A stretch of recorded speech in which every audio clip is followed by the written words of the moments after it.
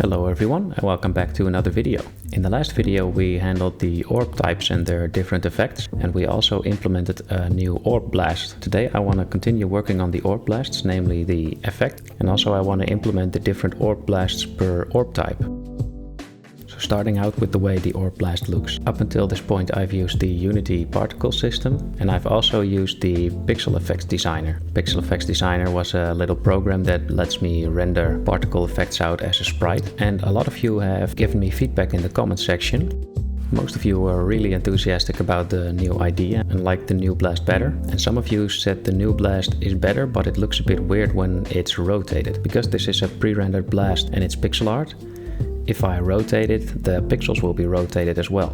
And I agree that this looks a little bit weird, so I want to fix that. Another concern someone mentioned in the comments is that the blast is the same every time, and I also want to change this up, and I've got a plan on how to do it. What I want to do is use the Unity particle system, but I want to configure it in such a way that it looks somewhat the same as the Pixel Effects Designer blast. This way it can be easy for me to change up some colors on the fly in the game without having to pre-render every blast out. And I can also have the pixels not rotate in a weird way, and it will be a little bit randomized every time. So right now I'm going to implement it, and I will make a little time lapse out of it. Okay, so this is how the orb blast looks with the Unity particles. I think the biggest trick that makes it look like it does now, and that simulates the Pixel Effects Designer a little bit, is that the particles slow down a little bit at the end of their lifespan, making it a bit smoky.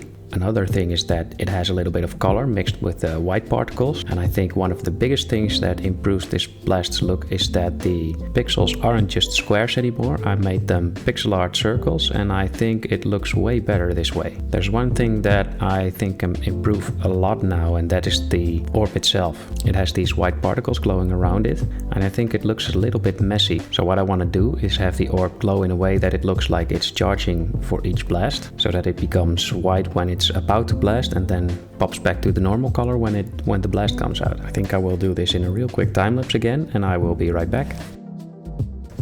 Okay, so while this time lapse is going on, I want to explain a little bit of how I made the glowing effect. What I did was I have a white sprite over the orb, and I made a simple script that just fades the sprite in as the orb gets closer to releasing the blast, and then it just resets again.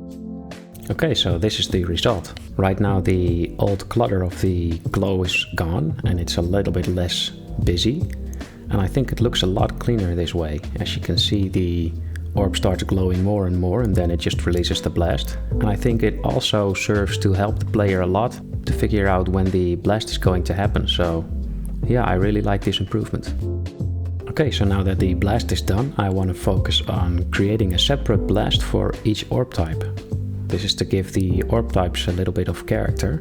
And the way that I'm going to implement this is create a separate prefab for each blast type.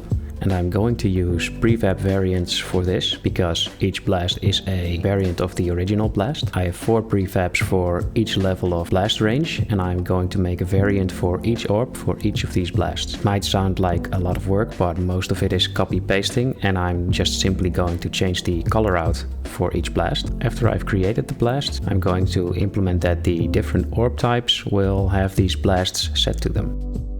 Okay, so right now I've implemented the orb blasts, and I've also linked them to each orb type, and as you can see, it really gives the orbs a lot of extra character. Besides the different colors, I also went ahead and changed the shape of one of the orb blasts, namely the blast of the golem orb. This was a suggestion by Comrade Maitlev.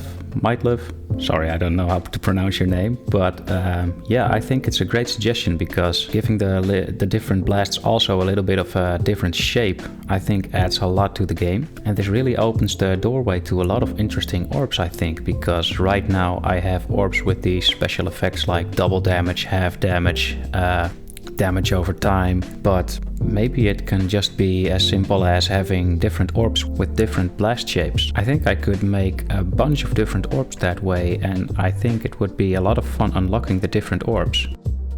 So yeah, that's it for the orb blast. So we came all the way from this, and now it turned into this. In my opinion, it looks a lot better, and I think I want to open the game up to a playtest pretty soon. And that's another point I want to address, is that we've reached 1,000 subscribers. Actually, it's 1,100 already. And I want to thank you all very much for this, because yeah, it's so much fun just making videos about my game and having people be interested and also taking part in the comment section. So yeah, thank you very much for watching my videos and also leaving those great comments, because you guys have really given me a lot of inspiration for improving upon this game. I mean, I was about to release it just about half a year ago, but it's gotten so much better over time. So yeah, I can't thank you guys enough, really. Thank you.